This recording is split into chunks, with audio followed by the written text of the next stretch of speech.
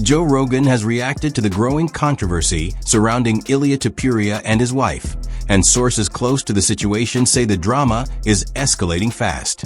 What started as background noise has now turned into a full-blown spectacle, with new twists surfacing almost daily. Is it publicly? There's like a divorce. Oh, yeah. Well, she's taking photos with rappers and shit, putting it on Instagram. No. Yeah. They try to put a fucking knife right in your spirit. This is the mother of your children, and this lady is a monster. There's a lot of ladies like that because you hooked up with a guy who's an incredibly special human being. You not just a UFC world champion, but a 2-division world champion superstar who the whole world wants to see, and you're his wife. So you're like, oh, look at me. And then he doesn't want to be with you anymore. Well, I'm gonna take you down. Reputation destruction. That's what they really are experts in. Actually, I met my wife in Miami.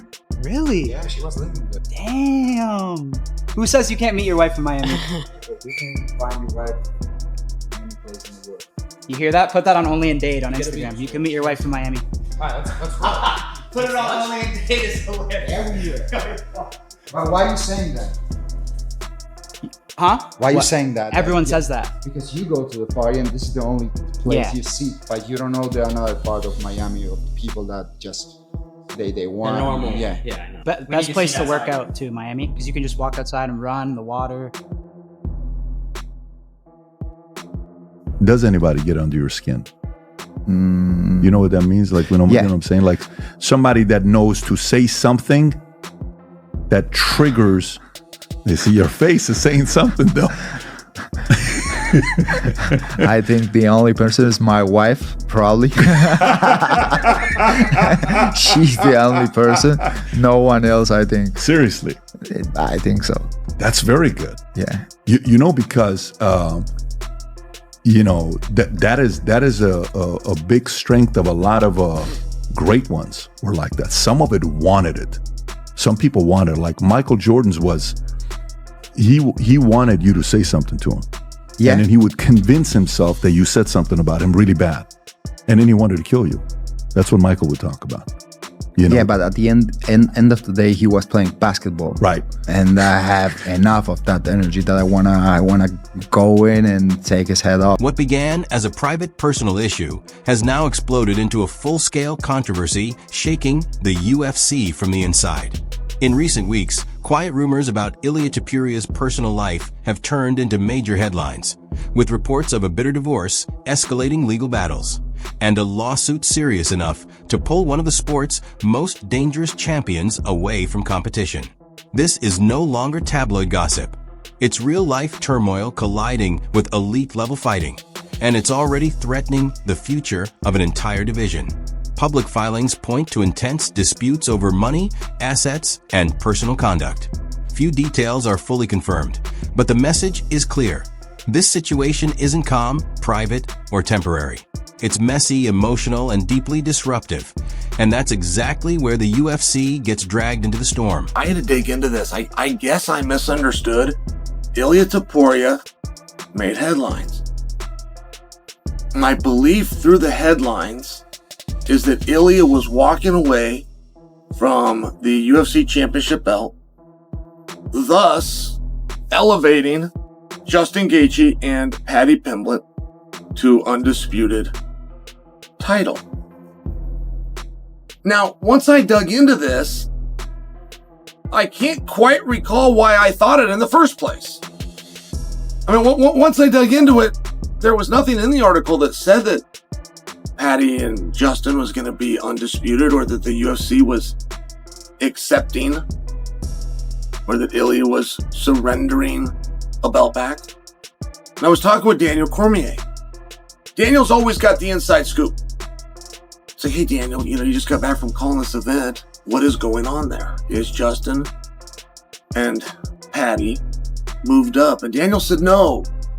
He said that essentially in all of these articles and all of these news waves that have now just come out on Ilia Topuria, it's repackaging what we already knew. It was Ilia coming in front of this thing and saying, hey, I'm dealing with some big stresses in my personal life, and one of the great concerns that I have is that there's going to be a claim made against me for domestic violence, and I'm sitting here and I'm just waiting for this shoe to drop. And until it does, and until I can deal with that, try to work my own personal things back into order, I won't be competing. Now, I think a lot of you are going to hear what I just said and go, hey, Chael, you're 2 weeks late on the story. No, that is the story. The story is that this made headlines for something that we were already told a couple of weeks ago, and there is no escalation from that, meaning Ilia Topuria is not vanquishing or having stripped from him the title. Ilia Topuria vacating his belt wasn't a sudden move. Insiders say the mental toll of a lawsuit, court dates, legal pressure, and non-stop media attention made it impossible for him to train and prepare at a championship level. For a fighter known for discipline, control, and precision, losing stability outside the cage is the one thing that can unravel everything inside it. Some news regarding Ilia Topuria, because I do think that as of this morning, it's probably the biggest news of the day. So obviously by now, you know that he is not fighting on January 24th. You know that he is taking a bit of a break. You know that there's an interim title on the line at UFC 324. You know all that stuff and more. Well, over the weekend, he spoke to ESPN Deportes. I want to play those two clips in a moment, but I want to start with the new news first, if you will, because he posted on Instagram this morning an update on his status, and he also discussed what he's been going through. And I think it's worth reading because this is the most he has said about all this. Over the past several weeks, I've made the difficult decision to temporarily step away from defending my title. This was not a decision I took lightly. However, when circumstances arise that threaten your personal integrity, your family, and your reputation, there comes a point when you must address them directly. In recent months, I have been subjected to severe and unacceptable pressure, including threats to disseminate false allegations of domestic abuse unless financial demands were met. These allegations are entirely unfounded. The truth is not a matter of opinion, it is a matter of evidence. All relevant evidence has been carefully preserved and documented, including audio recordings, written communications, witness statements, and video material. This evidence has been submitted to appropriate judicial authorities in order to pursue legal action for attempted extortion, falsification of evidence, misappropriation of funds, and personal property, and multiple threats. My initial decision to remain silent was made solely to protect my children, who are the most important part of my life. However, I've come to understand that silence under these circumstances does not protect the truth. It allows false narratives to take hold. Many individuals have faced similar situations, and time and again, the legal system has ultimately clarified the facts. Today, I'm stepping forward not only for my family and myself, but also to demonstrate that no one should be forced to yield to intimidation, manipulation, or fear. Those who know me can attest that I have never engaged in violence of any kind, and that my life and career have always been guided by discipline, respect, and integrity. I have full confidence in the judicial process and will allow the legal system to determine the facts based on evidence. Out of respect for my children and the ongoing legal proceedings, I will not be making any further public statements. I respectfully ask that speculation be avoided and that my family's privacy be honored during this sensitive time. The truth does not require volume, it requires facts. Thank you, Ilia Topuria. So that is heavy duty stuff. Obviously, we knew that he was going through some personal issues and there's rumors online, and I didn't want to partake in any of those.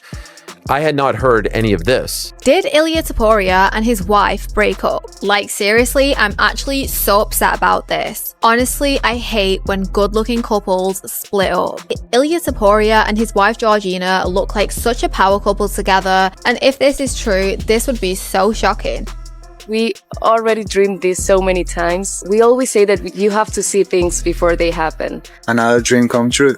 But what if it's true? What will this mean for Ilia Topuria's perfect 17-0 MMA record? And you know what they say, behind every successful man is an even better woman. Anyway, everyone's going on about this awkward Nelk Boys video with Ilia Topuria, so let's check it out. Fans are divided.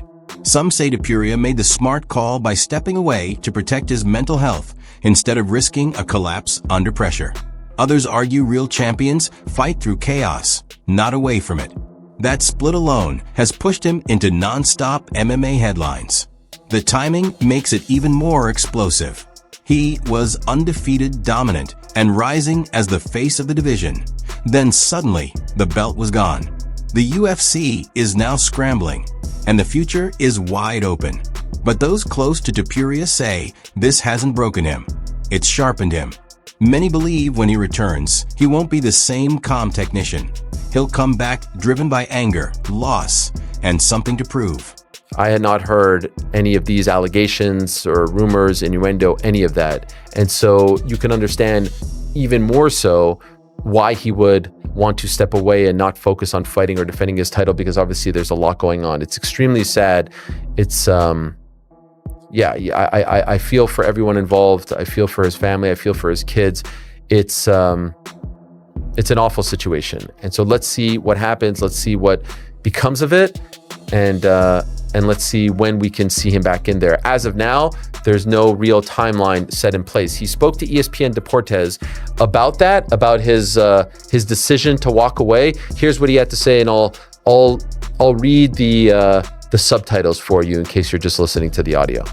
Finally, Ilia, because what the public wants to know, you announced not the first quarter that you'll fight in January. When would you like to fight? When you feel it's time to return? Well, Ilia says, as I've communicated, I'm going through some personal problems. I do not have an exact date when everything will be fixed. I hope that as soon as possible, as soon as it is solved, I will be ready to go back. In the octagon, I prioritize at this time the welfare of my family, of my children, my own. So as soon as everything is solved, I will be back to the octagon to give it the show that everyone deserves. He's then asked if he's going to be there. We are making decisions at this time, whether I'll make the trip on January 24th, but I hope so. I hope so. So that's what he had to say to ESPN Deportes on Saturday. At his own event, WOW FC, I believe that was in Madrid. Interestingly enough, PT alerted me of this. It was actually streaming on Cristiano Ronaldo's YouTube page. So great, publicity. He's now teamed up with them, and they're trying to do big things over in Spain. He was also asked, by the way, how the UFC was handling the situation and the kind of support that they were giving to him. Here's what he had to say. I think a lot of people were surprised that you were not fighting in the first quarter, at least. But how is it with the UFC? Are they understanding? Because obviously all the fighters can go through problems such as what you are going through. How understanding was Hunter and the other people involved? The truth is, Ilia says, they have been excellent. We have a special connection. I have understanding without having to give a lot of explanation, understanding from them. From the very first moment, they have extended their hand. I have been offered their support in any time I needed it. So I don't really know. I'm very happy for the support I've received from them, for the understanding, and also happy about the steps that they have to take. It has obviously been a conversation we have had, and as a promoter now that I have the experience, I also have the experience of going through this part of the sport as a promoter and not only as a fighter. I understand in many, many more ways that perhaps. So I am very happy, to be honest, because of the relationship that I'm starting to have with the UFC and for the understanding that they have had with me. So there you have it. He is very happy with the sport. He did also say that he wants to finish his MMA story and then go into boxing, but that's a lot of steps away. And actually, all of these articles going around, all of these stories you're going around, you're hearing about Ilia Topuria have no direct tying to Paddy the Baddy and Justin Gaethje. I get where this is confusing. I even asked Daniel that. I said, hey man, what am I missing? I get the severity. I get that we don't want to lighten up a personal topic, and when domestic violence is thrown in there, I get that we don't want to do that. I thought we dealt with this a couple of weeks ago. Is there about to be a legal charge? Is there about to be an investigation? Is there something new coming from this? And the answer was no. But it's got Ilia in a panic. So I start reading these articles. I start going through them all. I'm going, man, these headlines are very misleading. Let me get to the bottom of this. And Ilia does at some point make that statement, which is, I knew that this was going to come out. I thought staying quiet was a way to deal with it. But I've now learned when you're quiet in the world of PR, it gives fuel to flames of false narratives. So I'm going to come out and I'm going to let you know that I am expecting sooner or later an accusation to be made about domestic violence. What do we do with the interim belt? I mean, I feel awful for Ilia Topuria, but not having heard any of this story, not having Ilia said that, or getting Daniel to explain it to me, or taking my time and going back and reading through the articles so that I come to you guys and I don't misspeak. Absent of any of that, I would have been able to tell you if it was in fact a personal story, if there was in fact something personally going on with that beautiful girl that pops up on camera as Ilia's headed to the ring, that a claim of domestic violence was going to be involved.